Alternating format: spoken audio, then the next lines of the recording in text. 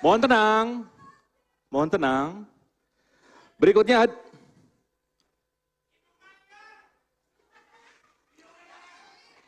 mohon dari LO masing-masing pendukung bisa juga ikut menertibkan pendukungnya. Mohon, Bapak Ibu, kita sudah sama-sama sepakat, kita sudah banyak berdiskusi, jadi kami mohon komitmen kita bersama-sama. Matur nuwun. Berikutnya kami persilakan Paslon 1, Ibu Hajah Lilis Nuryani dan Bapak Haji Zaini Miftah untuk menyampaikan visi dan misi. Monggo silakan maju ke depan.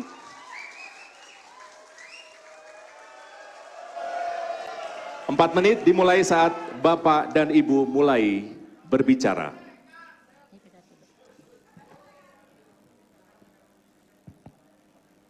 Bismillahirrahmanirrahim.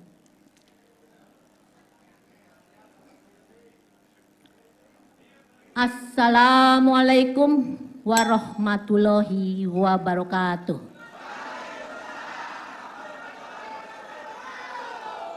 Selamat sore, salam sejahtera bagi kita semua.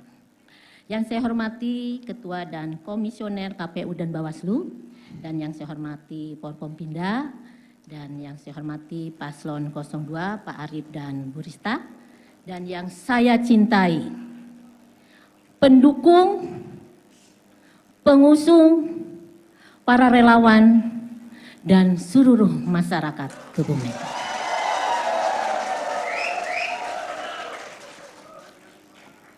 Kemiskinan merupakan permasalahan yang harus kita hadapi dengan serius. Sudah 3 tahun, Kebumen menjadi kabupaten paling miskin di Jawa Tengah. Sebelumnya, Wonosobo yang termiskin dan Kebumen ada di peringkat kedua. Pada tahun 2021, perbedaan angka kemiskinan dengan Wonosobo hanya 0,16%. Namun, pada tahun 2023, perbedaan angka kemiskinan dengan Wonosobo menjadi semakin besar, yaitu 0,76%. Hal ini menunjukkan Kebumen bukan hanya gagal keluar dari predikat kabupaten paling miskin, tapi justru jurang kemiskinan juga semakin melebar. Selain itu, ada beberapa yang harus dihadapi oleh Kabupaten Kebumen, seperti Kebumen merupakan kabupaten dengan jumlah disabilitas tertinggi di Jawa Tengah. Kasus HIV/AIDS nomor 8 di Jawa Tengah, dan indeks pembangunan manusia kita masih di bawah Jawa Tengah dan juga nasional. Kita bisa melihat bahwa kemiskinan bukan hanya tentang tidak memiliki uang, namun masyarakat miskin juga kesulitan untuk memenuhi hak-hak dasar mereka, seperti pendidikan, kesehatan yang layak, kesetaraan, juga terbebas dari tekanan. Kami, pasangan Lilis Zaini, berkomitmen untuk dapat memberikan kesejahteraan yang merata bagi segenap masyarakat Kebumen, khususnya pemenuhan kesejahteraan bagi masyarakat yang kurang mampu. Bantuan sosial harus didapatkan oleh segenap masyarakat yang betul-betul membutuhkan tanpa adanya kepentingan politis. Kami berkomitmen juga untuk menghadirkan pendidikan yang merata dan berkualitas, meningkatkan kesejahteraan guru, bukan hanya guru negeri, tapi juga guru swasta dan juga guru madrasah. Kami berkomitmen untuk memberikan pelayanan yang layak, meningkatkan kesehatan tenaga kesehatan yang telah berjuang untuk kepentingan masyarakat, namun belum mendapatkan perhatian yang cukup. Terima kasih, sekian dari kami. Ya, waktu habis, terima kasih. Silakan duduk kembali. Berikutnya kami persilakan Paslon 2 untuk menyampaikan visi dan misi kepada Bapak Haji Arif Sugianto, SHMH, dan Ibu Hajah Ristawati Purwaningsih, SST. Kami persilakan. Waktu Anda maksimal 4 menit dimulai saat Anda berbicara. Mohon tenang Bapak Ibu, mohon tenang.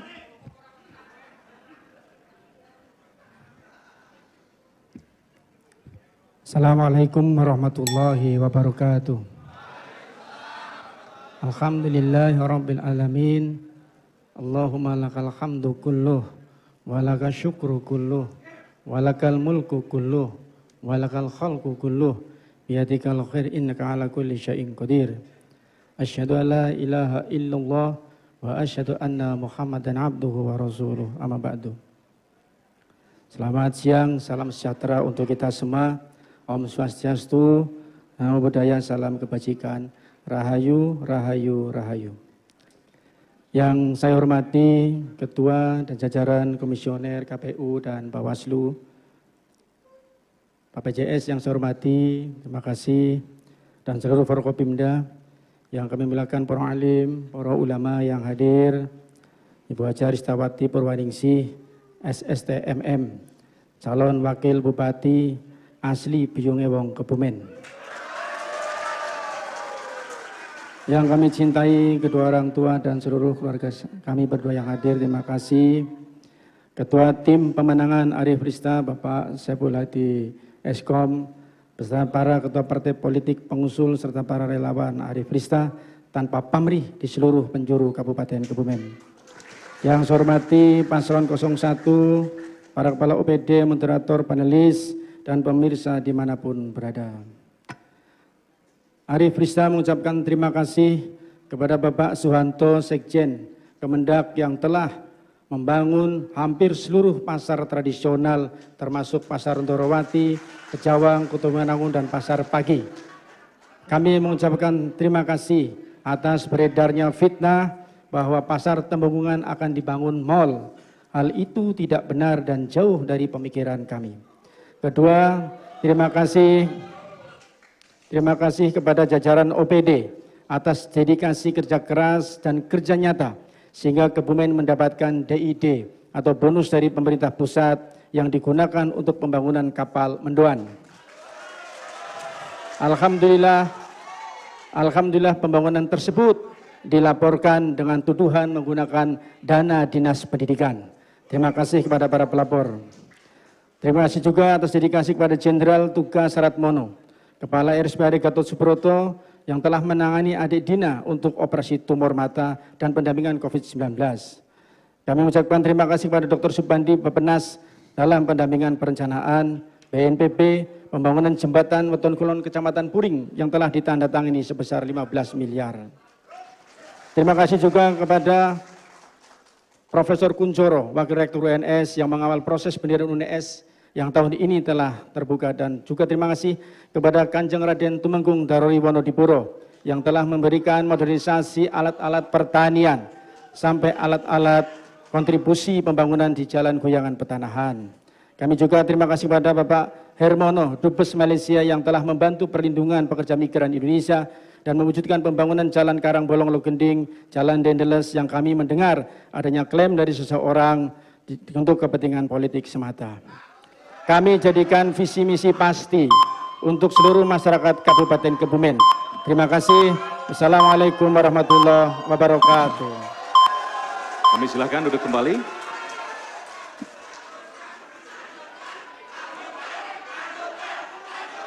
Mohon tenang Bapak Ibu. Hadirin dan pemirsa, demikianlah penyampaian visi dan misi dari masing-masing pasangan calon Bupati dan Wakil Bupati Kebumen 2024, dan sebelum masuk ke sesi berikutnya kita akan jeda sejenak. Tetap bersama kami. Tema hari ini adalah peningkatan kesejahteraan dan kualitas hidup. Kita masuk di segmen kedua, babak pertama. Boleh pasangan calon 1 dan 2 maju ke depan? Boleh kita berikan semangatnya, Bapak Ibu, bersama-sama. Saya hanya butuh aplaus saja untuk kedua pasangan calon. Terima kasih, saya sangat menghargai. Bapak Ibu, saya bacakan aturannya di sesi ini adalah menjawab pertanyaan dari panelis, dan pasangan calon bupati ataupun calon wakil bupati berhak menjawabnya, dan saya sebagai moderator akan membacakan pertanyaan sesuai dengan nomor undian yang diambil oleh panelis. Dalam babak pertama ini akan mengambil subtema pendidikan. Sudah siap Bapak Ibu? Bismillahirrahmanirrahim. Berikutnya kami persilakan kepada Dr. Gunarso Wiwoho SEMM untuk maju ke depan mengambil nomor undian pertanyaan.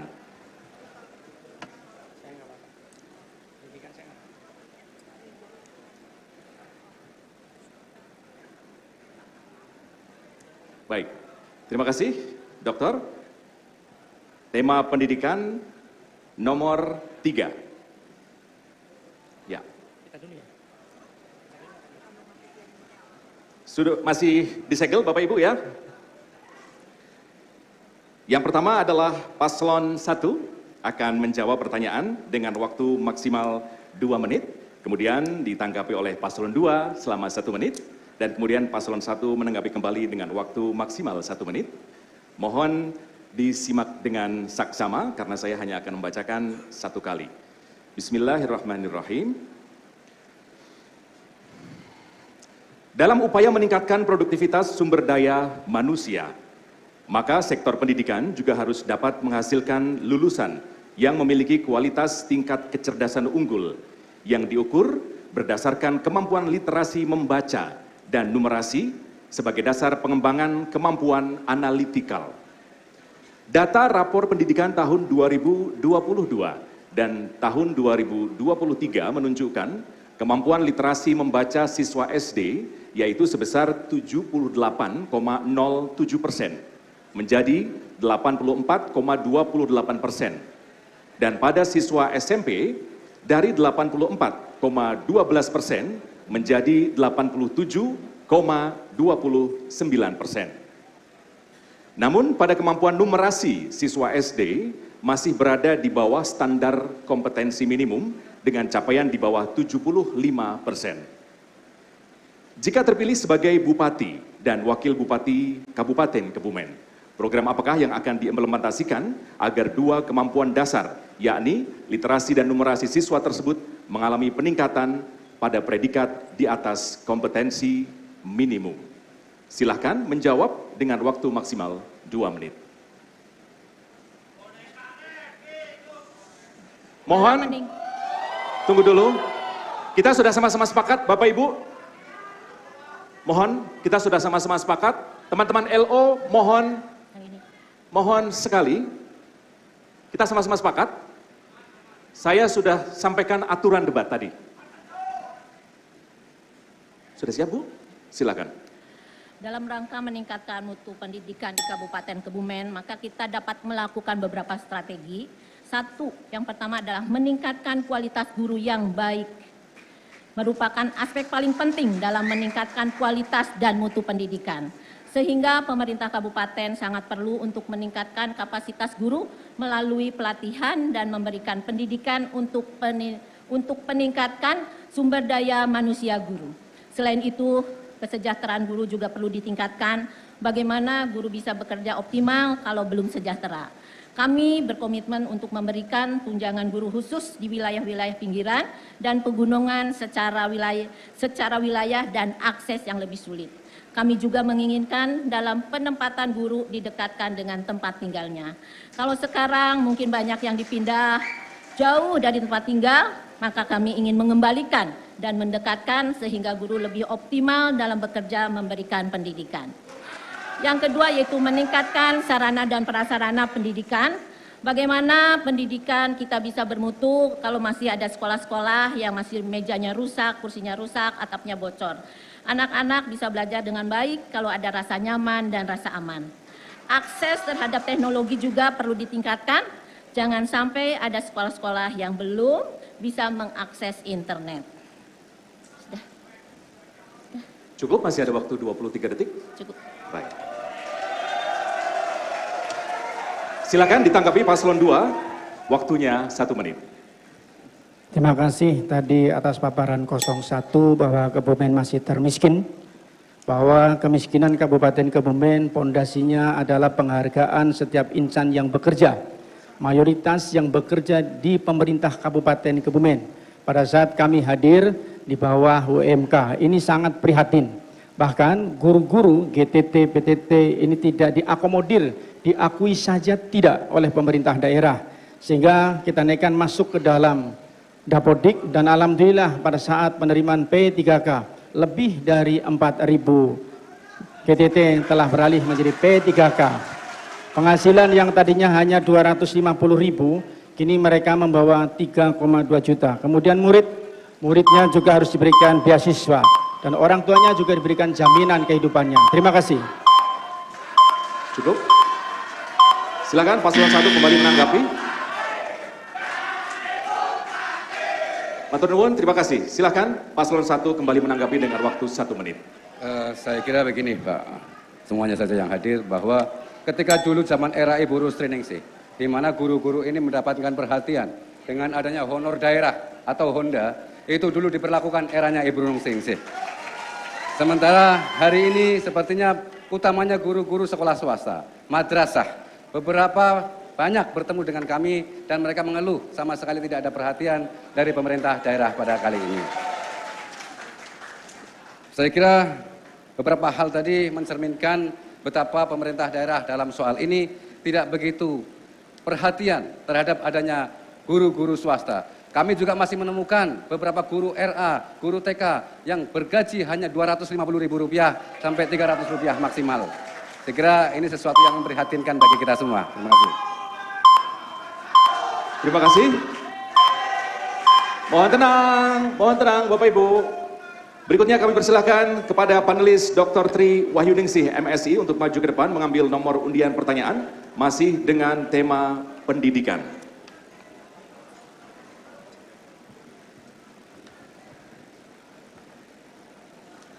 Ya. Nomor 2. Silakan. Oke. Matur nuwun, Ibu.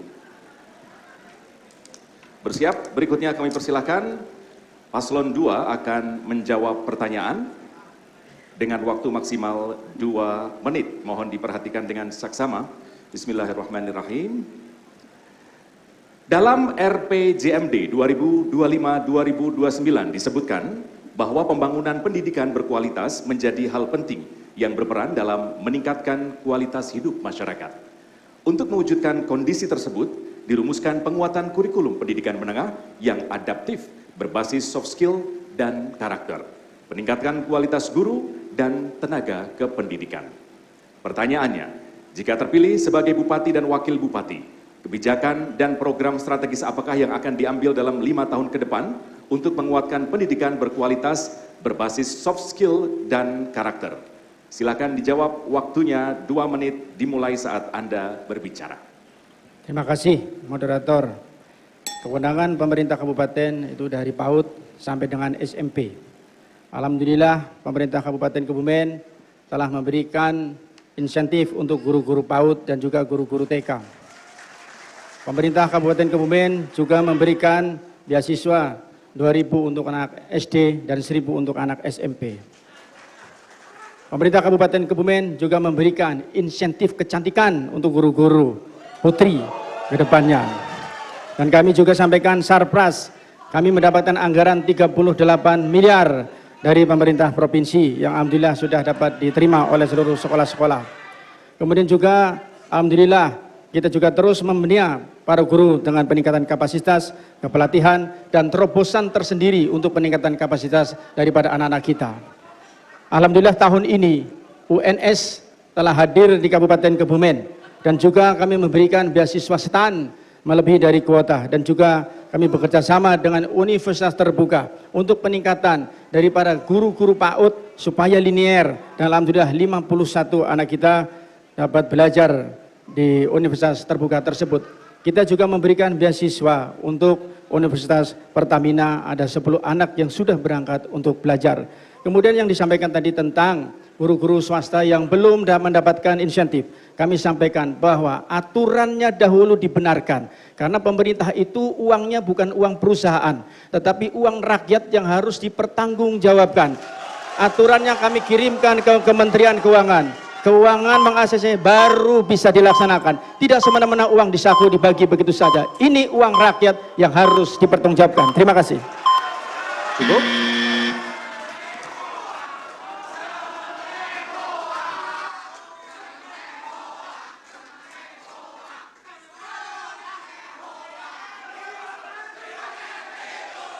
Bapak Ibu, mohon maaf sesuai dengan aturan. Mohon maaf sesuai dengan aturan. Debat ini kita pending sampai Bapak Ibu tenang dulu. Ya. Silakan paslon 1 menanggapi, waktunya 1 menit.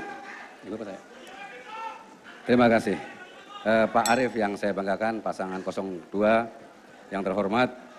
Ada beberapa hal yang mungkin perlu kita cermati dari apa yang sudah menjadi kebijakan pemerintah daerah. Bahwa ada beberapa sekolah kita, utamanya hari ini adalah sekolah-sekolah menyediakan skill, dalam hal ini sekolah-sekolah vokasi. Hari ini mereka merasa keberatan dengan beberapa program yang tidak berpihak kepada sekolah-sekolah vokasi. Hari ini SMK-SMK beberapa walaupun bukan pada ranah pendidikan yang menjadi tanggung jawab pemerintah daerah, kabupaten. Tetapi setidaknya pemerintah daerah kabupaten bisa menyediakan sesuatu yang bisa bermanfaat bagi mereka. Beberapa mesin-mesin yang mungkin habis pakai oleh pemerintah daerah sebaiknya dihibahkan kepada mereka. Ini permintaan dari mereka semuanya. Terima kasih. Cukup? Silakan paslon 2 menanggapi dengan waktu maksimal 1 menit. Silakan ditanggapi Bapak Ibu, waktunya 1 menit. Pak Zeni, saya hanya ingin ngasih tahu bahwa kewenangan pemerintah kabupaten itu TK, SD, SMP. SMK itu kewenangan daripada pemerintah provinsi. Tentunya kami setiap kegiatan dan juga menyiapkan bagaimana anak-anak nanti begitu keluar dari SMK, justru yang terpenting adalah dapat terserap untuk menjadi pekerjanya. Bukan kita memberikan bangunan, mesin-mesin yang seperti saudara sampaikan, itu menyalahi aturan. Dan itu akan menjadi temuan BPK. Sekali lagi, program pemerintah itu basisnya adalah aturan-aturan. Bukan semaunya sendiri atau sesuai kepentingannya sendiri. Terima kasih. Ya.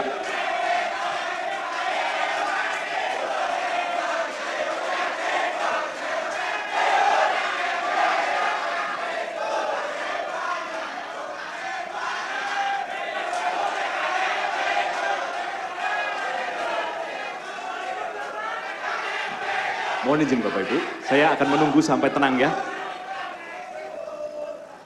Ya, paslon 1 dan 2 sepakat akan menunggu sampai tenang. Oke. Semangatnya kita hargai. Boleh kita berikan tepuk tangan untuk kita semua. Matur nuwun. Kita akan masuk kepada subtema berikutnya. Tolong senyumnya dulu Pak, Bu, senyum yang paling meriah. Oke, senyum yang paling meriah. Terima kasih. Saya lega kalau sudah ada yang senyum ya. Sudah, senyum aja. Aja kayak kue lah. Tenang, tenang. Saya sudah bisa bahasa ngapak sekarang. Oke, kita masuk subtema kedua. Akan mengambil tema kesetaraan gender. Kami persilakan kepada panelis Dr. Andes Andreas Pandiangan, MSc. Untuk maju ke depan mengambil nomor undian.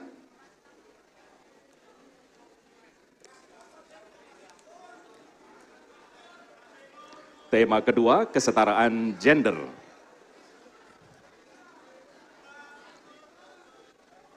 Nomor 1, silahkan Bapak. Mohon maaf, bisa dibantu. Saya matur nuwun. Masih disegel Bapak Ibu.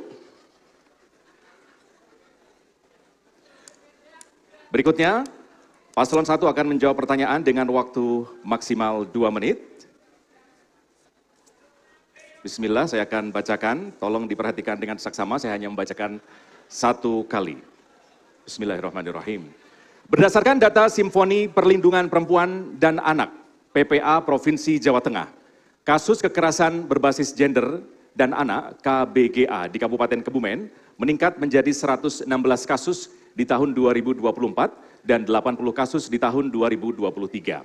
Sementara itu, berdasarkan data dari Satu Data Kabupaten Kebumen, jumlah korban kekerasan berbasis gender dan anak meningkat menjadi 228 jiwa di tahun 2023 dan dari 144 jiwa di tahun 2022.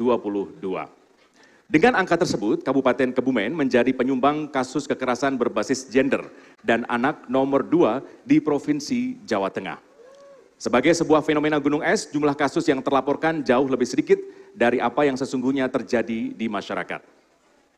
Pertanyaan, mohon disimak dengan saksama, langkah-langkah apa yang akan Anda berdua lakukan untuk mencegah dan menangani kasus kekerasan berbasis gender dan anak di Kabupaten Kebumen. Waktunya maksimal 2 menit, silakan. Terima kasih. Tentunya kami sangat prihatin dengan adanya kekerasan perempuan dan anak.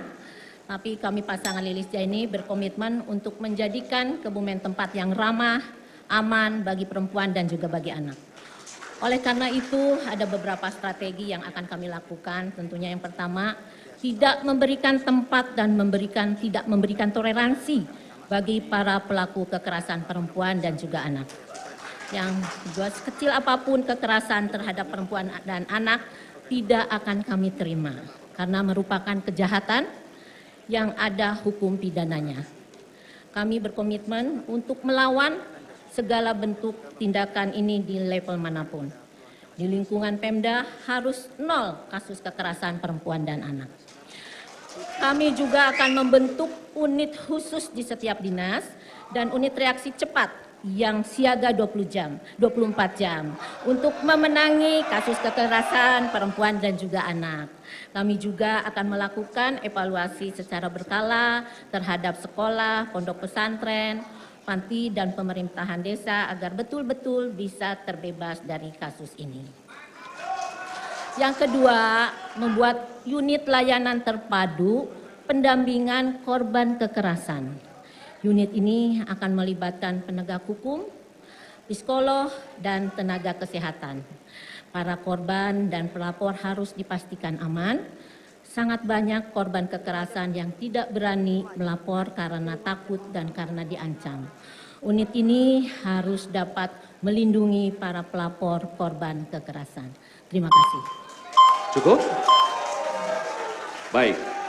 Silakan paslon 2 menanggapi waktu Anda. Ini faktanya kekerasan terhadap ibu dan utamanya hari ini kasus perceraian yang diakibatkan oleh kekerasan terhadap perempuan atau gender meningkat drastis dibandingkan tahun 2021, 2022 dan 2023. Oleh karenanya kami melihat bahwa angka perceraian ini sebagai salah satu parameter di mana parameter ini menjadi sesuatu yang harus kita tangani secara serius. Pemerintah daerah mestinya harus lebih proaktif di dalam menangani persoalan-persoalan kekerasan terhadap perempuan dan anak.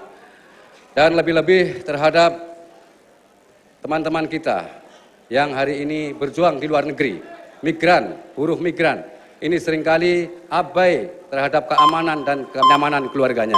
Oleh karenanya pemerintah daerah wajib hadir untuk melindungi buruh-buruh migran beserta keluarganya yang ditinggalkan. Ya. Terima kasih. Berikutnya kami persilakan kepada panelis Profesor Dr. Sulianto, SEMM, untuk maju ke depan mengambil nomor undian pertanyaan, masih dalam tema kesetaraan gender.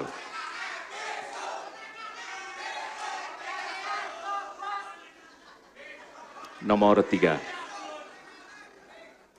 Terima kasih Bapak. Ini Pak. Yen sewu sebentar. Nggih, matur nuwun. Masih disegel Bapak Ibu, izinkan saya membaca. Berikutnya paslon 2 akan menjawab pertanyaan. Mohon disimak dengan saksama. Bismillahirrahmanirrahim. Dengan cara bagaimana anak-anak kita kembali dekatkan kepada alim ulama, kita dekatkan kepada para pemuka agama. Dengan cara apa? Para pemuka agama juga diberikan insentif dari pemerintah daerah. Ibaratnya para pemuka agama tidak hanya menerima gerabakan saja. Sekarang ini alhamdulillah pemuka agama sudah menerima insentif 600.000. Bahkan juga anak-anak yang didorong ke pondok-pondok pesantren pun sekarang tentunya sudah menerima beasiswa. 1 anak 3 juta. Dan juga setiap ASN wajib mengambil cuti untuk berjumpa dan berbahagia dengan keluarga. Kami akan tersenyum ketika berjumpa dengan para ASN yang ada di tempat-tempat wisata ataupun di tempat-tempat yang berbahagia dengan keluarga, menyampaikan, Pak Bupati, saya sedang cuti. Itu adalah kebahagiaan kami, dan hal ini luntuhkan semua apa yang menjadi capeknya dalam bekerja. Kebahagiaan kami merupakan kebahagiaan daripada masyarakat semuanya. Masyarakat yang berbahagia merupakan pondasi kuat untuk Kabupaten Kebumen yang lebih maju. Terima kasih.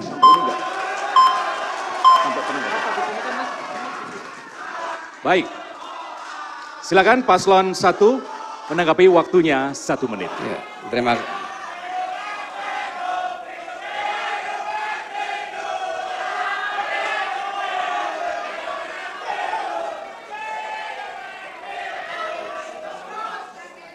Terima kasih bahwa penempatan hadis inama bu'istuli utami mama karimal akhlak sesungguhnya ditujukan oleh Rasul. Tetapi kalau ini adalah tasarruful imam ala ra'ayatin man'utun bil maslahat. Maka sesungguhnya kebijakan seorang pemimpin adalah soal kemaslahatan. Angka-angka tadi menunjukkan betapa keberpihakan pemerintah daerah, sosialisasi terhadap keluarga-keluarga yang ada di daerah, keluarga-keluarga yang ada di desa-desa. Ini belum maksimal sehingga masih terjadi pernikahan usia dini, sehingga masih terjadi tingginya angka perceraian, sehingga masih terjadinya kekerasan-kekerasan pada rumah tangga yang ada di Kabupaten Kebumen. Ini fakta yang tidak bisa terbantahkan hari ini, bahwa angka-angka pernikahan dini masih terlalu tinggi. Soal bahwa adanya media sosial atau apapun yang mempengaruhi soal itu, tentu kita sebagai pemangku kebijakan bisa mengatasi itu dengan kebijakan-kebijakan pemerintah daerah. Terima kasih. Terima kasih. Silakan paslon 2 kembali menanggapi. Tapi kita tunggu dengan sabar. Matur nuwun. Silakan paslon 2 menanggapi waktunya 1 menit. Kita itu ditekankan membaca, menyimak. Pak Zeni tadi pertanyaannya adalah program apa yang akan disampaikan. Ternyata tidak ada program, hanya omon-omon, hanya menyampaikan istilah-istilah saja. Tetapi bagaimana kondisi dunia yang terus berkembang, seorang pemimpin harus dapat membuat program yang nyata, yang dapat dieksekusi, itu yang paling penting. Dan alhamdulillah program-program yang telah kami sampaikan tadi adalah program yang sudah ada di Kabupaten Kebumen, tinggal bagaimana kita meningkatkan dan mengembangkan. Jadi bukan hanya menjabarkan istilah-istilah saja, itu anak TK juga insya Allah bisa. Jadi seorang pemimpin, sekali lagi, seorang pemimpin harus menyikapi, kemudian membuat program yang terencana beserta dengan para ilmuwan, kemudian juga bisa dilaksanakan program tersebut. Terima kasih. Cukup? Cukup? Bapak Ibu mohon tenang. Oke. Mohon izin Bapak Ibu, kita tenang sejenak. Matur nuwun. Saya minta aplausnya dulu yuk untuk kita semua. Bapak Ibu, terima kasih. Mudah-mudahan debat bisa berlangsung dengan nyaman hari ini. Kita akan masuk subtema yang berikutnya, yaitu tema ekonomi. Kami silakan kepada panelis Dr. Iin Purnamasari, SPD, MPD, untuk maju dan mengambil nomor. Tema ekonomi.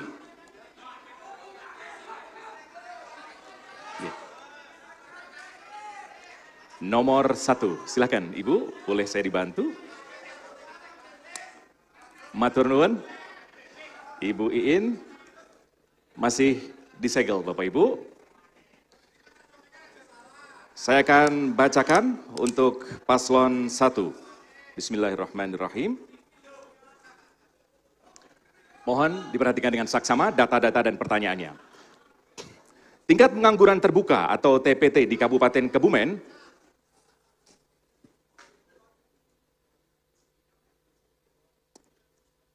boleh? Terima kasih.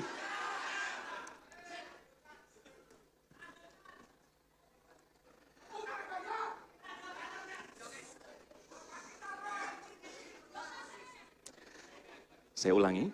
Tingkat pengangguran terbuka TPT di Kabupaten Kebumen mengalami kenaikan dari 4,73% pada tahun 2011 menjadi 5,11% pada tahun 2023.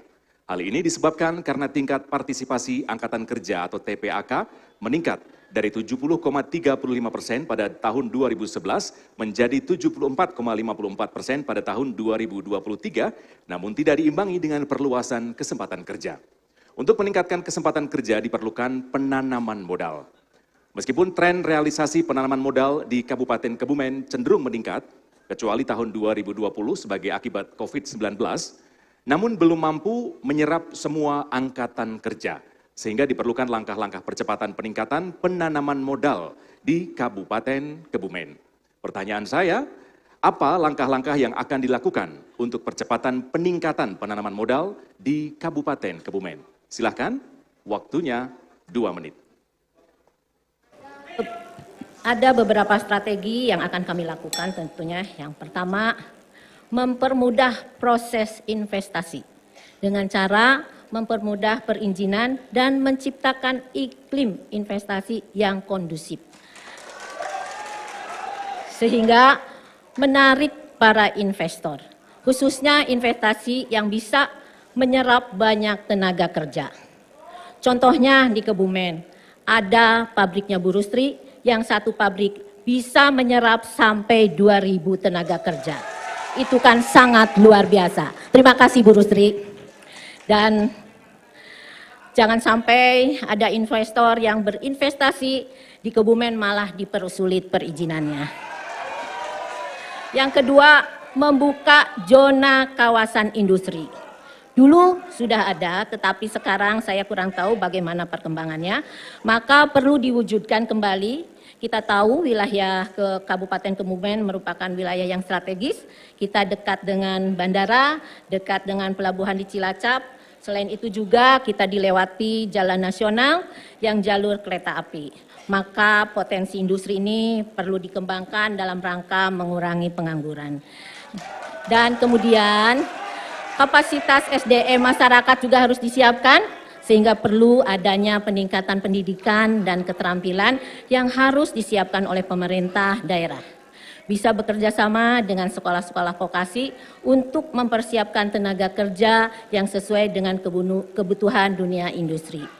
Yang tidak kalah penting adalah mendorong lebih banyak wirausaha. Kenapa? Sebab lapangan pekerjaan itu terbatas, tidak bisa cukup untuk semua pencari pekerjaan. Cukup, waktu habis, silakan.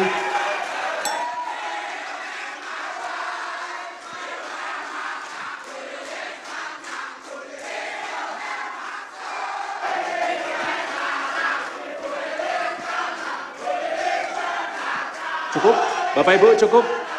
Terima kasih, matur nuwun semuanya. Silakan paslon 2 menanggapi selama 1 menit. Alhamdulillah, semua perizinan sekarang di Kabupaten Kebumen penuh dengan kepastian.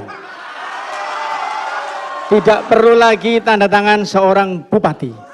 Semua selesai di dalam satu pintu. Hitungannya jam dan bisa diselesaikan dengan cepat. Untuk memudahkan anak-anak kita yang dikatakan bahwa pengangguran terbuka cukup banyak, diberikan inkubasi. Kita ajak Kementerian Perdagangan, kita ajakkan pelatihan, bahkan pelatihan ekspor. Dan sudah kita lakukan, alhamdulillah ekspor dari Kabupaten Kebumen pun sudah berjalan. Inkubasi ini sangat penting sekali. Bagaimana pelatihan yang ada di BLK kita tidak hanya dipaksakan oleh pemerintah daerah, tetapi sesuai dengan bakat dan minat yang ada. Terima kasih. Cukup? Silakan kembali paslon 1 menanggapi dengan waktu 1 menit.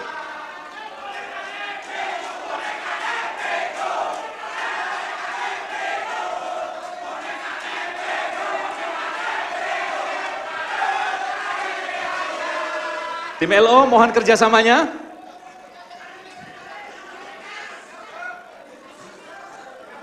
Ya silakan Bapak Ibu.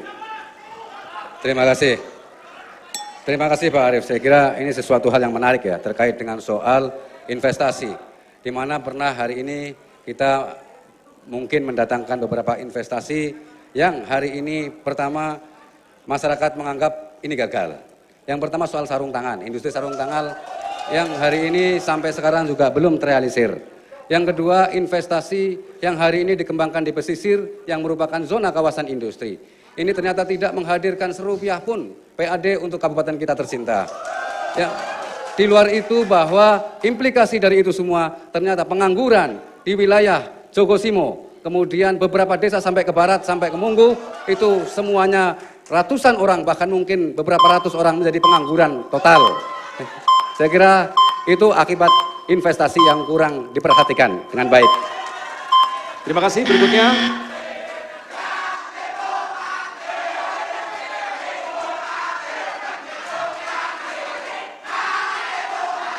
Oke, cukup. Oke, terima kasih. Boleh aplaus untuk kita semua? Terima kasih. Oh iya, saya lupa. Aplaus untuk saya boleh? I love you, I love you. Kami persilakan selanjutnya untuk tema ekonomi. Kami persilakan kepada panelis Dr. Gunarso Wibowo SIMM untuk maju mengambil nomor undian pertanyaan.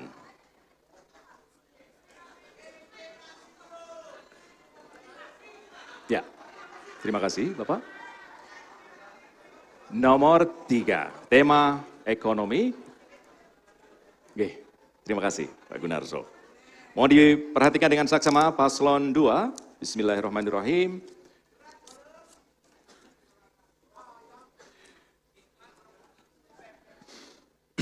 Pada periode 5 tahun terakhir, persentase penduduk miskin di Kabupaten Kebumen turun dari 16,82% pada tahun 2019 menjadi 16,34% di tahun 2023. Rata-rata penurunan kemiskinan di Kabupaten Kebumen lebih baik dibandingkan dengan rata-rata penurunan kemiskinan di Jawa Tengah dan nasional. Tapi secara relatif tingkat kemiskinan Kabupaten Kebumen masih di atas rata-rata Provinsi Jawa Tengah, yakni 10,77% dan nasional 9,36%.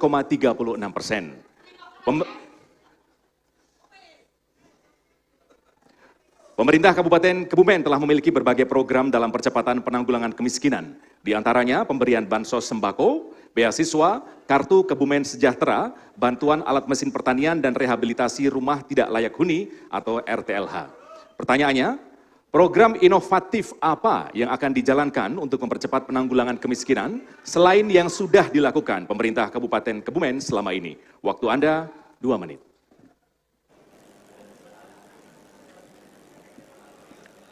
Terima kasih moderator, disampaikan bahwa angka kemiskinan Kabupaten Kebumen terus mengalami penurunan dan alhamdulillah pada tahun ini Kabupaten Kebumen penurunan kemiskinan terbaik ketiga di Jawa Tengah. TPID kita ranking 1 Jawa dan Bali. Kemudian alhamdulillah juga pertumbuhan ekonomi Kabupaten Kebumen terbaik ketiga di Jawa Tengah 5,66%. Kemudian juga bahwa kemiskinan ini bukan salah si miskin, bukan salah kiai, bukan salah petani, tetapi salah daripada manajemennya. Sehingga manajemen ini yang harus dibenahi. Program-program harus pro dengan rakyat. Seperti kami sampaikan, anggaran di Kabupaten Kebumen pernah sampai 0,5 triliun hanya untuk infrastruktur.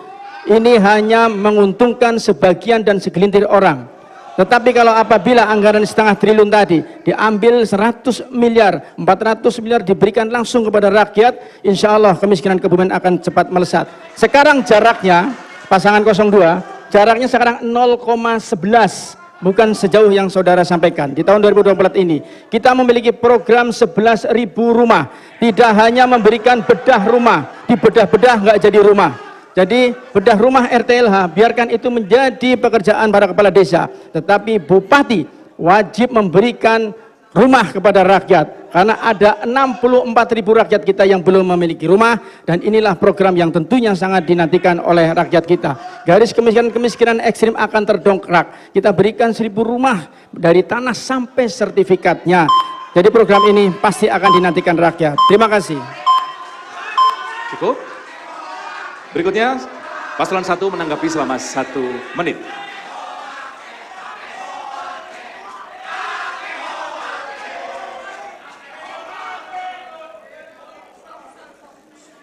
Silakan Bapak. Terima kasih pasangan 02 yang saya hormati dan saya banggakan. Terkait dengan apa-apa capaian yang sudah saudara sampaikan, ada beberapa kritik yang ingin saya sampaikan terkait dengan UMKM kita. Hari ini pemberian bantuan kepada UMKM terkesan dipaksakan. Apa keinginan dari pemerintah kabupaten, bukan sesuai dengan apa kebutuhan. Bayangkan UMKM setiap daerah itu semuanya sama pemberiannya. Baik 2 kaleng cat, 2 sak semen, lalu kemudian 1 triplek, 1 lembar triplek dan 10 usuk ataupun kaso. Ini sesuatu yang menurut kami terlalu dipaksakan untuk diada-adakan. Padahal UMKM itu akan lebih berharga dan bernilai ketika itu diberikan dalam bentuk bantuan modal. Saya kira itu penting untuk kita perhatikan ke depan. Terima kasih. Cukup, Bapak? Baik. Silakan langsung ditanggapi.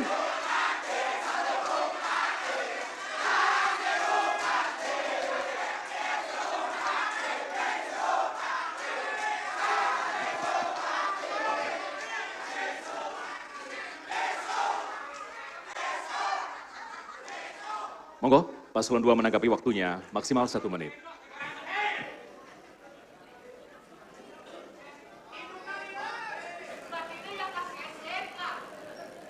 Mohon tenang Bapak Ibu, hargai orang yang sedang berbicara. Terima kasih. Monggo Pak. Terima kasih moderator, bahwa setiap program itu sudah eksekutif dan legislatif sepakat. Saudara Zeni itu sebagai ketua partai pasti tahu program tersebut. Apabila program tersebut dipandang tidak tepat, maka seyogianya ketua partai dapat memberikan masukan kepada seluruh anggota legislatifnya. Kemudian UMKM memerlukan 1 sarana prasarana, 2 modal, kemudian juga promo. Dan alhamdulillah kita berikan sarana prasarana. Modalnya apa? Bunga yang ada di perbankan yang tidak terbayarkan sudah kami tangani dan kita berikan pembayarannya. Itu jelas dan nyata. Program itu step by step. Hari ini surplus, hari ini membebaskan daripada bunga. Ke depan tentunya ada program-program bagaimana uang untuk modal para UMKM itu dapat diterima dengan baik. Terima kasih. Terima kasih. Baik, berikan tepuk tangan untuk kita semua. Bapak Ibu boleh aplausnya untuk kita semua. Matur nuwun. Kita akan jeda sejenak.